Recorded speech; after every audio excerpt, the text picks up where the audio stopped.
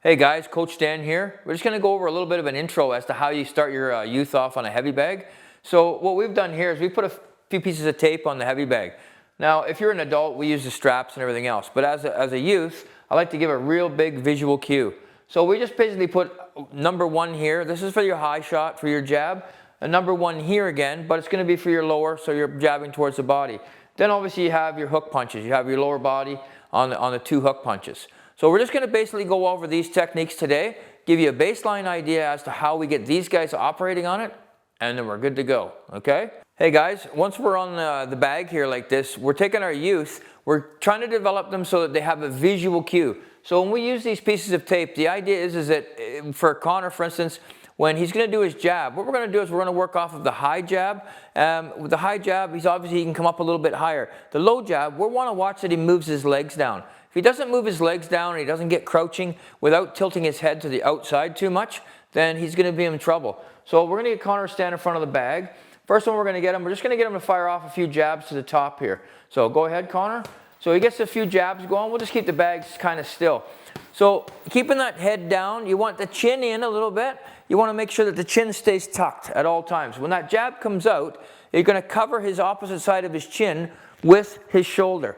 So by doing this and keeping this in a high guard, it can be on the cheek, but it can also be a little bit higher. Sometimes for me, I like to have it up by the temple. Again, if you're teaching them for MMA or future MMA, you want to get that guard a little bit higher. If it's a little lower in boxing, it's not so bad because the glove will allow it to come over, plus they're wearing their headgear, so they got a little bit better opportunity. So now, when he's firing that off, we're going to go with the high gun, and then we're going to go straight to a low. So it's going to go 1, and then right down, both of them. So make sure that he always level change. So when they're setting them up, you want to hit high, and then they want to come down on a nice level change. Okay, let's go again. Good level change. Drop those legs. There you go. Drop them again.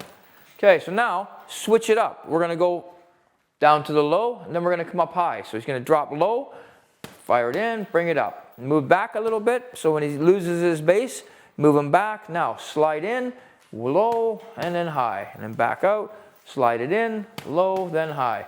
Good. So every time when you're doing these techniques, you want to make sure that they're not shoveling them out and they're falling down with the technique. So this is a really good example. So when he's firing that technique out, especially at a high one, that if he doesn't return it all the way, what will happen is he'll start to let it fall, and then he'll try to pump it back out. So what you're looking for here is that thing comes straight out like a missile, comes straight back, then he drops and fires. Okay? Now, same deal, the opposite way, because you don't want it to be down here and then trying to climb. Okay, so he's going to go low and then high. There you go. Low, high, go. And make sure that hand always returns to the face, and this one stays high and tight. Again, go. 1, 2. Nice. So now, what we're going to do is when we're going to do a body shot, he has to figure out the distance that he's going to be at for his body shot. In most cases, you want to be fairly close, obviously. So when he's going to be there, he's going to come off of the techniques here. What he's going to do is he's going to roll. He's going to roll right through one side to the other. Okay, so let's just get a little bit of a rolling action going through and punch all the way through and return to what?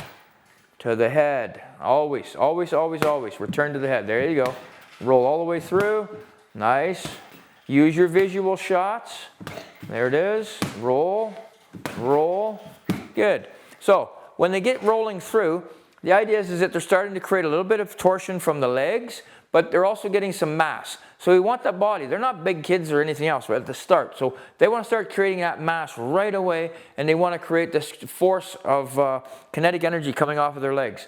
So the most important thing is when they're twisting, they get a visual cue just off of the tape, and then they get an impact force. So we want to see when he makes an impact, does he drives them backwards.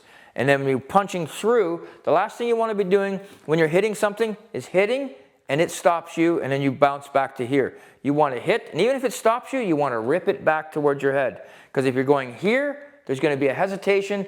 As you're drawing it back, they're going to return a shot. Okay? So remember, when we're going through this, we want to put combos together now. So we did each one somewhat on an individual. We went 1 and 1.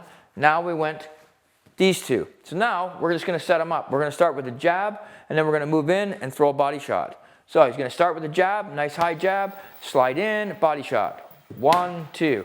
Back out, slide in, 1, 1, 1, back out, hit it again.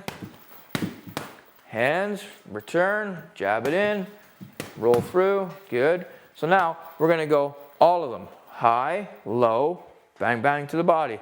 Go. Body, body. Remember, return to that head. Say, again.